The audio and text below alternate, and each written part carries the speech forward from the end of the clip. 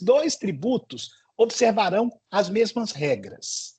Fatos geradores, base de cálculo, hipótese de incidência, sujeitos passivos, imunidades, regimes específicos. E hoje, caros, qual é o grande problema da tributação em nosso país? Eu costumo sempre falar que o brasileiro ele tem uma pecha de mal pagador de tributos. Isso é mentira. Porque, na verdade, o brasileiro ele não consegue saber efetivamente o que ele vai pagar e como ele vai pagar. Um autor muito conhecido do Sul, chamado professor Becker, já falecido, ele tem uma obra sensacional chamada Manicômio Tributário. E nessa obra ele fala, ou ele caracteriza, que hoje nós vivemos um carnaval tributário. E olha que Becker já morreu faz uns 40 anos. Imagina hoje o que nós temos. Então, hoje, o empresário ele tem um problema muito grande para saber o que ele vai pagar, como ele vai pagar, de que forma ele vai pagar. Se ele pagar errado, como ele consegue o direito ao crédito daquilo que ele pagou errado. Esse é o grande problema do nosso sistema tributário. Então, veio a emenda constitucional 132 e regulamentou. E ela cria, caros, alguns novos princípios. Primeiro é a simplicidade, depois a transparência, a justiça tributária, a cooperação e a defesa do meio ambiente. Então, qual é a importância de se ter esses princípios? Eu vou falar e eu vou afirmar com absoluta certeza. Talvez 98% do nosso público aí no auditório não consegue identificar qual foi o valor do tributo pago ou do valor incidente sobre o transporte que você fez hoje, o pão que você consumiu, o presunto ou até mesmo produtos que você está usando. Quanto eu paguei de tributo nesse terno, nessa gravata? Nós não sabemos. O sistema, ele peca muito porque ele não é transparente. O sistema não é simples. O sistema, ele não promove a justiça tributária. Pensem, senhores, eu pago o mesmo tributo que, eventualmente, uma moça que trabalha na minha casa sobre a questão de gêneros de primeira necessidade. É lógico que o nosso poder econômico ele é diferente, tanto meu, quanto dela, quanto de vocês. Mas ao comprarmos 1 quilo de arroz no supermercado, pagamos ou temos a mesma incidência tributária de pessoas que não possuem a mesma capacidade contributiva. Isso é um problema grave de distorção do nosso regime tributário. O que vem a reforma tributária, então, fazer? Ela substitui o ICMS e o ISS e cria, para tanto, a chamada CBS, Contribuição sobre Bens e Serviços. Depois, ele tira o IPI, o PIS e COFINS e cria o chamado IBS. Qual é a grande vantagem disso? Ou por que é tão importante simplificar o sistema? Caros, sempre serviços ou o sistema, quando é complicado, ele aumenta a litigiosidade. Sistema simples, todos nós ganhamos. Advogado, sociedade e magistrados. Diversas vezes eu vou despachar em algumas varas aqui em Brasília e o juiz vira e fala comigo, Tiago, como eu vou muito, a grande maioria me conhece, segura aí um pouquinho, porque eu estou decidindo aqui uma UTI para uma pessoa que está com problema, eu preciso mandar trocar uma outra de hospital, e aí depois as varas aqui, as varas comuns acabam cuidando disso também. E depois eu vou ver a sua questão tributária. Ou seja, o sistema, se ele fosse simples, eu não tinha um grau de litigiosidade tão grande como eu tenho hoje. O que nós fizemos, ou o que vai buscar, então, caros? A simplicidade e a transparência. Uma única legislação aplicável em todo o território nacional. Uma única legislação harmonizada que vai tratar do IBS e da CBS. A CBS e o IBS possuirão os mesmos fatos geradores, base de cálculo, hipótese de não incidência e sujeito passivo, e esses tributos aqui incidirão sobre todas as operações com bens materiais ou imateriais, inclusive direitos aos serviços. Caros, nós estamos falando aqui, só para vocês terem uma ideia, quando eu falo de PIS/COFINS, eu falo de pelo menos 4 legislações e umas 10 INs, umas 50 soluções de consulta, mais umas milhares de decisões judiciais interpretando tais legislações. O sistema é altamente litigioso. Quando eu falo em legislação de município, caros, todos vocês devem sofrer isso. Nós temos no nosso país mais de 5 mil municípios.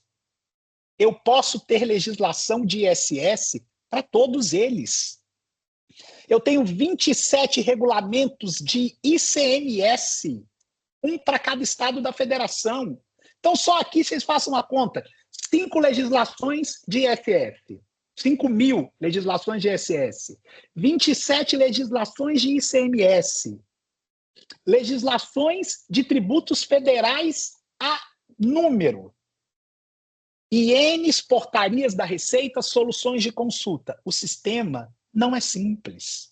O sistema é altamente complexo. E isso nos dá um grande problema, qual seja litigiosidade. O que o Estado buscou com a reforma tributária? Vamos tentar simplificar. Qual é a alíquota estimada? Muito se fala. A reforma tributária vai aumentar o imposto para todo mundo. Nem todos. Um exemplo. A previsão da alíquota é de 26,5%. Isso é o que o Estado fala que vai ser aí a previsão de alíquota do IBS e da CBS. Entretanto, aqui, qual é o nosso grande problema ou o que pode acontecer aqui com relação a alguns setores? A CBS ela vai ter aí uma média de 8,8 de incidência ou de estimativa de alíquota. E a IBS, 17,7, totalizando 26,5. Qual é aqui a nossa questão ou o que a gente deve ficar atento? Por exemplo, quando eu falo de indústria, a indústria ela deve ser a mais beneficiada com a reforma. No modelo atual, com várias alíquotas diferentes, em alguns dos itens que mais pagam produtos são exatamente os produtos industrializados. Por exemplo, um telefone celular, ele paga quase 40% de imposto. Uma geladeira, quase 50%, segundo dados aí do Instituto Brasileiro de Pesquisas Tributárias. Então, se eu for considerar uma alíquota única de 26,5%, a carga desses produtos vai ser reduzida. Agora, quando eu falo de prestadores de serviço, aí a situação muda. Porque hoje o prestador de serviço paga uma alíquota média de entre 8% e 14%. Esses sim podem ter uma carga tributária superior a 26,5%. Então, o setor de serviços aqui, ele vai ter um problema porque ele não vai conseguir créditos do IBS e do CBS. Entretanto, a indústria, por outro lado, ela consegue simplificar a sua produção. Uma outra grande questão, e uma questão que sempre foi motivo de litigiosidade em tribunais superiores, o local da tributação. Aonde eu vou ter, ou qual é o local que eu vou ter a incidência tributária? Aqui, a resposta da reforma tributária foi sempre no local do destino. o estado do destino, ou seja, vai ser devido ao município ou ao estado onde estão localizados os consumidores da mercadoria ou do serviço. Isso promove justiça tributária, caros. Por quê? Porque se eu estou mandando tributo para onde o consumidor efetivamente reside, eu estou mandando riqueza para o estado que ele está, para o município que ele está. Isso traz um bom requisito, ou uma boa transparência. O IBS e o CBS não integrará a sua própria base de cálculo e nem dos tributos, o que acaba com dos grandes problemas que nós sempre falamos, a chamada tributação em cascata. Os senhores são empresários, ou pelo menos já viram situações que, por exemplo, no imposto de renda eu tenho a incidência do imposto de renda e da CSLL sobre uma mesma fonte de renda, uma mesma fonte de riqueza. Então, isso vai ser finalizado com a reforma tributária. Quais são os grandes reflexos da reforma tributária hoje na indústria? Eu vou ter um alívio da carga tributária, considerando que a carga tributária média atualmente imposta ao setor gira em torno de 30% do faturamento. Então, a indústria espera também uma melhor distribuição da carga tributária na cadeia, uma vez que hoje é o setor da economia que mais é taxado. Uma melhor distribuição da carga tributária como um todo, porque atualmente a indústria ela vai incidindo tributação em cada etapa, então eu preciso desestimular essa tributação em cascata.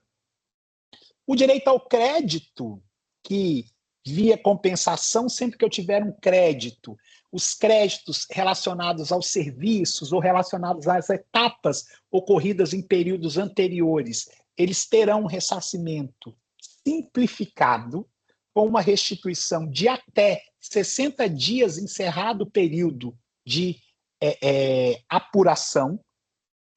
Depois eu vou ter uma questão importante.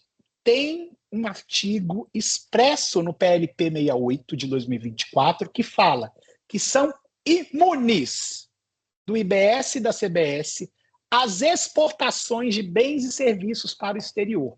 Ou seja, eu tiro valor tributário para que eu consiga colocar o país absolutamente competitivo.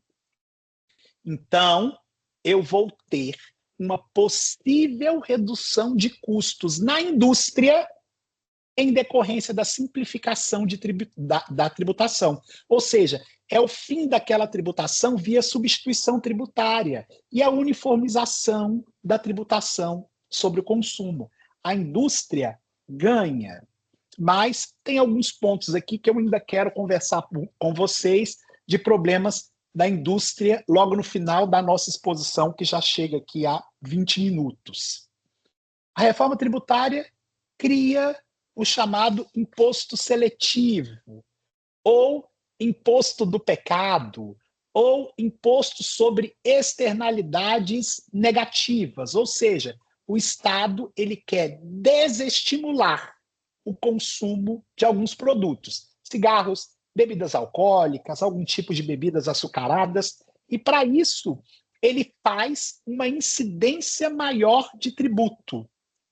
Esse é um caráter extrafiscal muito conhecido, é uma técnica muito conhecida da tributação, e vez ou outra você vê aí o Estado vir e fala assim, nós vamos estimular o consumo da linha branca, por exemplo, geladeiras, fogões e tudo.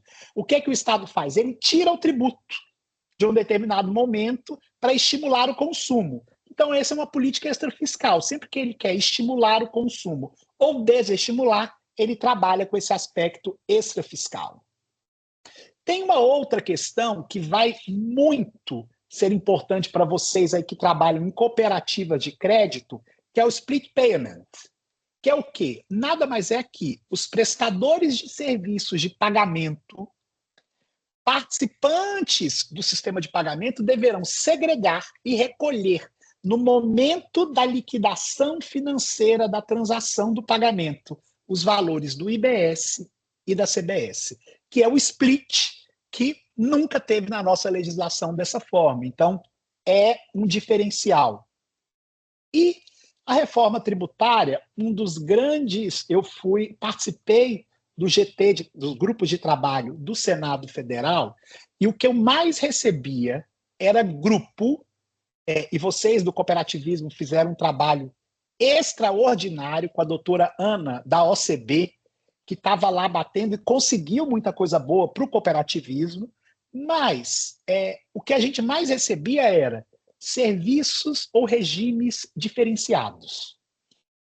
Tentamos, ao longo da reforma, trazer, sim, alíquotas reduzidas. Então, por exemplo, tem alíquota reduzida em 60%, serviços de educação, saúde, dispositivos médicos, medicamentos. E aí, assim, eu trabalho, uma das linhas de pesquisa que eu vejo muito trabalhar aqui é desigualdade de gênero. Então, assim, mulher paga mais imposto do que homem. Isso daí é documental e tem diversas pesquisas que reforçam esse tipo de situação. Porque nós, homens, não consumimos muitos produtos que só as mulheres consomem. Por exemplo, hoje existiu uma redução para minimizar esse tipo de situação na reforma tributária, que é exatamente medicamentos e produtos de saúde menstrual. Tributo que só a mulher paga sobre aquele produto. Serviços de transporte coletivo, insumos e produtos agropecuários ou destinados ao consumo humano, produtos de higiene pessoal, limpeza, majoritariamente consumido por famílias de baixa renda. Isso daqui nós tivemos regimes diferenciados, 60%. Mas a partir do momento que a situação se estabilizar, esses regimes eles poderão ser revistos a cada 5 anos.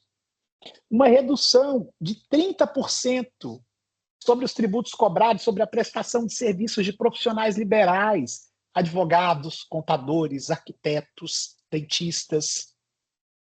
Todos esses foram ou são chamados regimes diferenciados.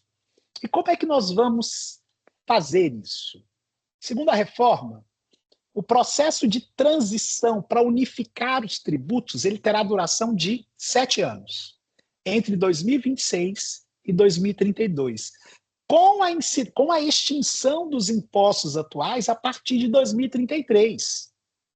Então, a partir de 2026, o chamado IVA, o Imposto de Valor Agregado Federal, terá uma alíquota de 0,9%, e o IVA estadual e municipal terá uma alíquota de 0,1%. E com isso nós vamos iniciar a chamada transição. Vocês devem estar vendo muito aí a questão do cashback. O que é o sistema do cashback? Ele possibilita que a contribuição sobre bens e serviços a pessoas físicas seja devolvido o dinheiro para redução de desigualdades. Ou seja, nada mais é do que quando a pessoa for considerada, e essa é a expressão da lei, então me perdoe, for considerada pobre, o Estado vai lá e devolve o dinheiro daquele produto tido como essencial. Então, gêneros da cesta básica, por exemplo, terão cashbacks. Lógico, eu vou ter um padrão de consumo ou um padrão específico para elencar quem são aqueles, mas ali eu vou ter um pouco mais de justiça fiscal. Por quê? Quando eu for consumir gêneros de primeira necessidade, arroz, feijão, farinha, óleo, eu não vou conseguir o cashback.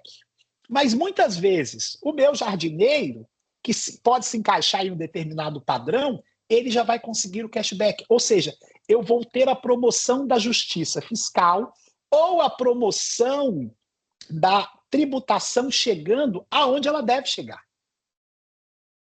O que nós temos como os principais pontos, então, positivos da reforma, isso inclusive na visão da indústria?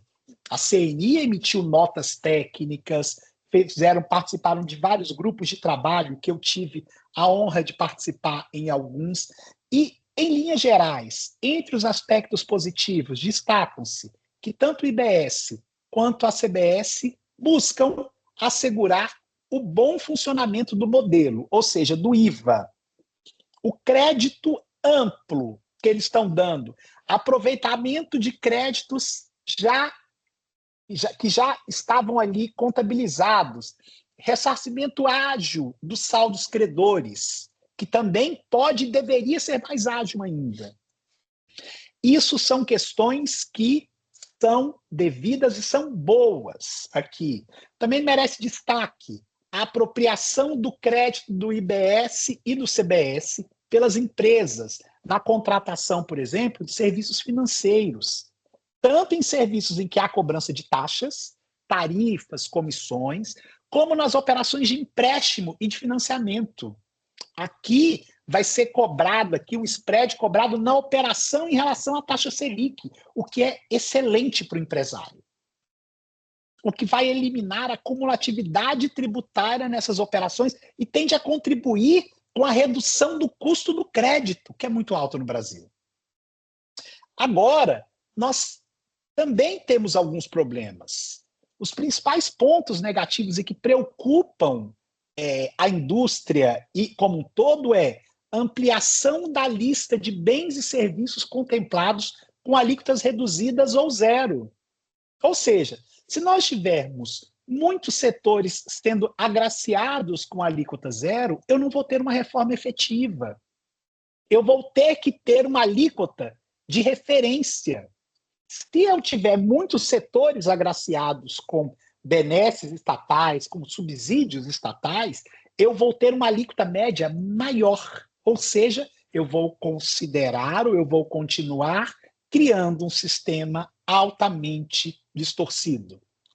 Lembrar que outro ponto negativo é exatamente essas ampliações de exceção que, na verdade, geram distorções econômicas e compromete o quê? Neutralidade de todo o sistema tributário, o tornando menos eficiente. Aqui. Um outro ponto muito importante e que preocupa muito a indústria e que permanece no texto aprovado, diz respeito aos regimes aduaneiros especiais. O Senado Federal ele precisa assegurar que as compras internas também gozem de suspensão do IBS e do CBS, como previsto nas importações, porque muitas vezes eu faço compra interna para mandar para fora. Então, eu preciso ter esse tipo de situação para garantir a devida isonomia entre a produção nacional e a importação. E por derradeiro, com relação à compensação, por exemplo, de incentivos fiscais de ICMS. As regras elas precisam ser aperfeiçoadas no Senado, visando maior segurança e agilidade. E um último ponto, com relação ao imposto seletivo, que foi um ponto grave, é negativa a inclusão do carvão mineral no rol dos bens sujeitos ao imposto seletivo. Caros, carvão mineral é um insumo de cadeias produtivas que, ao ser tributado pelo seletivo, que não há o direito ao crédito, levará ao problema da cumulatividade, ou seja, para esses casos já apontados como minério de ferro, petróleo, eu vou ter aqui uma incidência maior. Finalmente, apesar da limitação de alíquota do imposto seletivo aqui, que está em 0,25 para minério de ferro e petróleo, o ideal é que essa alíquota, ao ser definida em lei ordinária, seja de zero, porque ela é fundamental para a produção. Essas atividades extrativistas, elas resultam na produção de insumos para cadeias produtivas. Então, assim, se elas forem tributadas pelo seletivo, elas representarão uma cumulatividade ampla no sistema tributário. Quais são os pontos de maior reflexão, já chegando aqui, encaminhando para o fim? A necessidade de conhecimento dessa lei complementar. O parlamento está votando uma lei complementar com 500 artigos, assim, O PLP 68, ele afasta a ideia de simplificação, porque ele acaba criando muitos sistemas diferenciados. Eu vou ter, ou eu preciso ter a manutenção da não cumulatividade ao setor, por exemplo, de serviços. Serviço não tem crédito. Eu preciso ter um crédito específico para o serviço. Outro problema que pode gerar muita litigiosidade, convivência de 2 sistemas por 10 anos. Isso vai gerar problema, porque você, empresário, vai ter que tributar, você vai estar vivendo em 2 sistemas ao mesmo tempo. O novo e o sistema atual. Alíquotas de destino e os serviços prestados via internet. Eu não tenho uma regulamentação sobre isso ainda. Uma necessidade de melhor transição para o setor de serviços que vai ser, assim, gigantemente impactado. E um problema que eu sempre tenho defendido e que eu acho que vai dar muito problema, que é perda da autonomia dos estados. Caros, dos municípios. Governador eleito agora, ele vai ficar submetido ao que a União falar e vai receber dinheiro. Isso é grave, porque eu vou ter aqui o dinheiro administrado por quem não deve ter o dinheiro. Então, eu vou ter uma perda de autonomia dos municípios. Eu vou ter uma perda de autonomia de administração do Caixa. Esse é um outro grande problema. Então, e hoje eu estou, finalizo aqui, mas fico aqui à disposição de vocês para tratar desses pontos de tributação ou de emenda constitucional 132 ou de PLP que são tão importantes dentro da nossa estrutura e que trouxe, de fato, situações para simplificar, promover justiça fiscal e tentar tornar o sistema absolutamente mais claro. Eu agradeço efusivamente aqui a oportunidade dada, agradeço novamente na pessoa do doutor Alexandro, e fico aqui à disposição para qualquer questionamento ou qualquer consideração acerca de reforma tributária. Muito obrigado, senhores.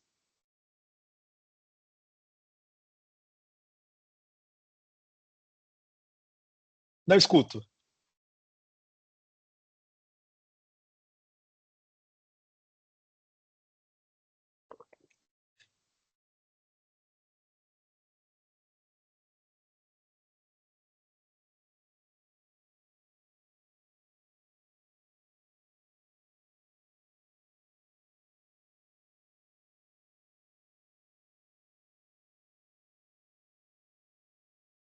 Pode perguntar. Agora estou escutando. Pode perguntar. Não, só gostaria de fazer uma pergunta.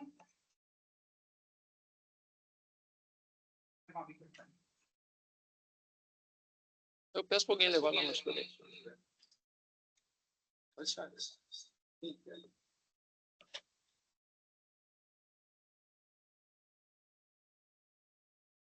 A pergunta, mas é síntese. E é síntese mesmo. Como ficaria o Simples Nacional com essa mudança toda? Porque muitos empresários estão muito nessa linha aí do Simples Nacional, somente aqui na região.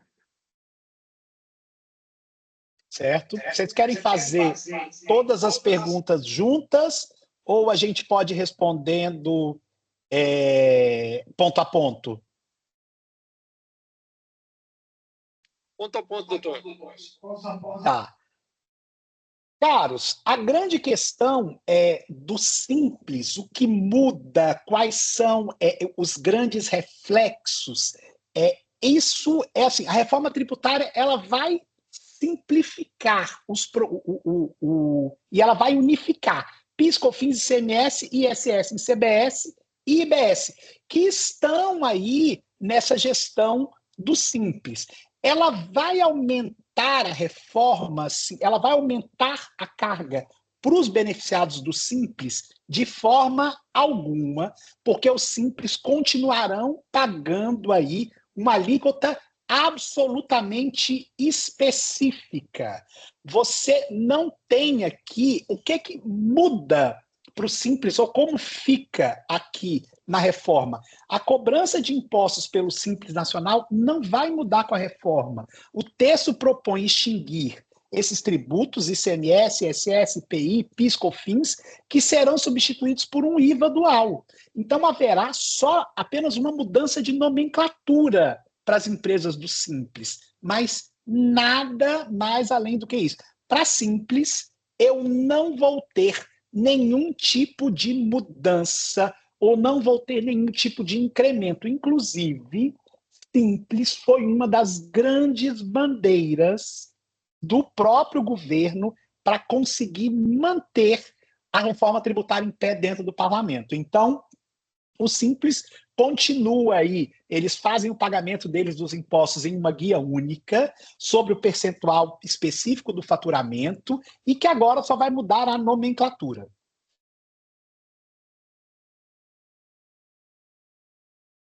Mais uma pergunta aqui.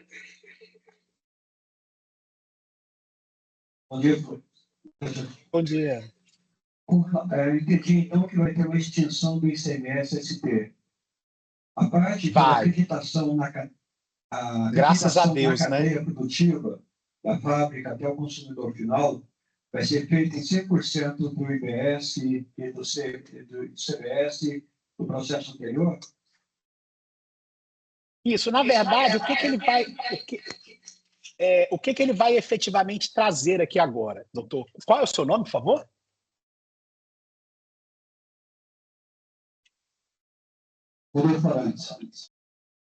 Então, muito obrigado pela pergunta. Essa pergunta é super importante para a gente, porque, na verdade, o que eu tinha antes? Eu tinha as tributações em etapas. Agora eu vou ter uma única tributação lá no destino. Então, qualquer crédito que você tenha de um pagamento de tributo, você vai jogar, e por isso que eu falei que a indústria foi beneficiada com isso.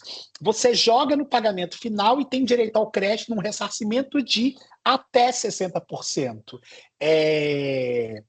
Desculpa, de até 60 dias, que é o que fala o governo, é o que fala o PLP. Então, nesse momento aqui, a tributação ela pode ser feita e o crédito ele vai ser aqui equacionado de forma rápida, mas eu vou ter uma única incidência no final.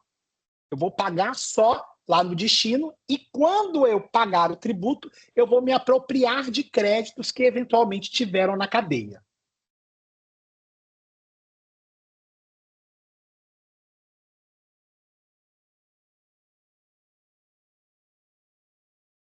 Agora, eu já não escuto.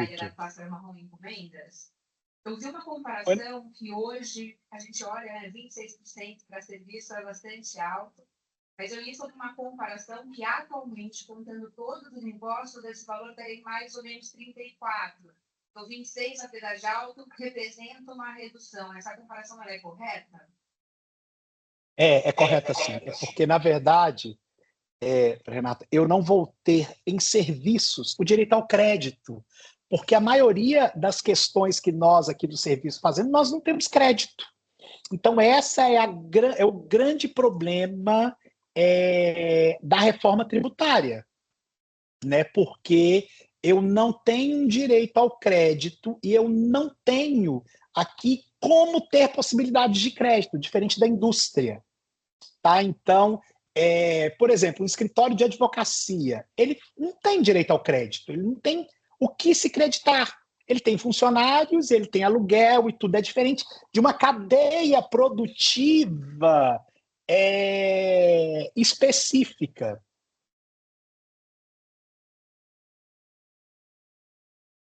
Mas a comparação que você fez que tem aí em várias publicações é que sim, vai chegar no final a uma alíquota média de 35%.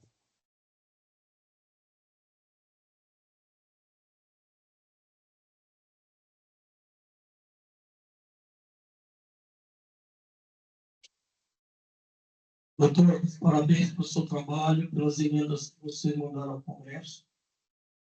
Eu sou consultor em São Paulo e acontece o seguinte, na minha opinião, é que não existe uma parte muito individual, por interesse individual, tanto no STF, tanto na Câmara como no Senado. Se as pessoas não se reunirem de uma maneira justa, e parabenizo todos os advogados que trabalharam em direito pelo Brasil, nós vamos sempre ficar andando e esperando muito tempo para resolver essa situação. Muito obrigado.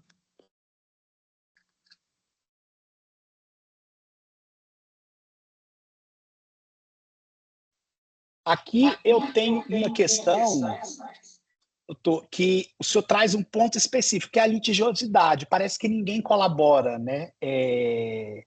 A Receita não colabora, o contribuinte não colabora, e do outro lado eu tenho um empresário que está enforcado com a carga tributária muito alta e vai buscar soluções.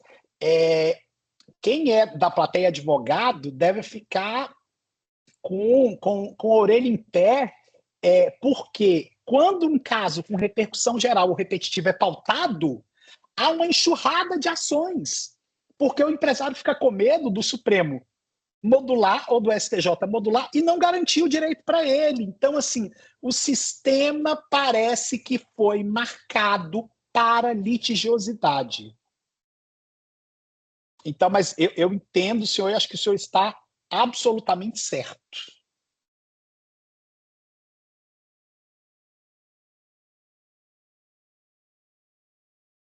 Olá, doutor. Aqui é o Guilherme Giordano, sou sócio da Steven Consultoria Empresarial. E durante muito tempo, os projetos de malha logística tributária que acabavam tendo um arranjo logístico distorcido, benefícios fiscais locais, sejam para a implantação de um CD beneficiado, sejam para a implantação de uma indústria beneficiada. Com esse novo arcabouço fiscal, onde a tributação toda vai ser no local de destino, como que fica essa questão de benefícios? Ela deixa de existir completamente depois da transição? Ou há alguma outra previsão de incentivo fiscal regional? Ou agora os nossos desenhos logísticos vão passar a ser puramente baseados nos custos operacionais e serviço ao cliente? É isso mesmo. Eu vou ter que basear nos custos, porque ou eu vou estar dentro dos regimes diferenciados. Eu tenho 3 situações aqui dessa regra. Os regimes diferenciados, que aí entra combustível, lubrificante, serviço financeiro, saúde, operações com os bens imóveis, cooperativas, bares, restaurantes, hotelaria. Ou eu vou estar aqui, ou eu vou ser imune, que aí é para exportação, entidade religiosa, instituições de educação e assistência social, ou eu vou estar no regime aduaneiro de bens e capitais, ou seja, mantido aqueles regimes de trânsito, depósito, permanência, como Zona Franca de Manaus, Repetro. Fora disso, todos os outros regimes de subsídio foram cortados. Eles não existem mais. Então, eu não vou ter mais aquelas questões que a gente tanto tinha, que era, olha, eu levo o próprio Estado fazia políticas de incentivo fiscal. Traz a sua empresa para cá e eu vou te dar aqui a isenção do ICMS, que era o crédito presumido que tanto deu problema na guerra fiscal. Agora, com a reforma tributária, isso daí vai acabar. Devido ao avanço do tempo, nós agradecemos, professor Tiago, muito a sua fala, foi muito pertinente, e vamos dar sequência. Bom, muito obrigada. A palavra final dele. Caros, eu fico à disposição de vocês. Doutor Alexandre, tem o meu e-mail, se quiser colocar aí, fico à disposição aqui em Brasília, ou alguma dúvida mais pontual do próprio sistema. Vai ser um prazer atender vocês. Eu peço mais uma vez aqui, renovo os meus pedidos de desculpa por não poder estar aí com vocês, mas um contratempo não conseguiu que eu fizesse pegar o voo ontem. Então, eu peço desculpas a todos, senhores e senhoras. Muito obrigado, tenham todos aí um excelente evento.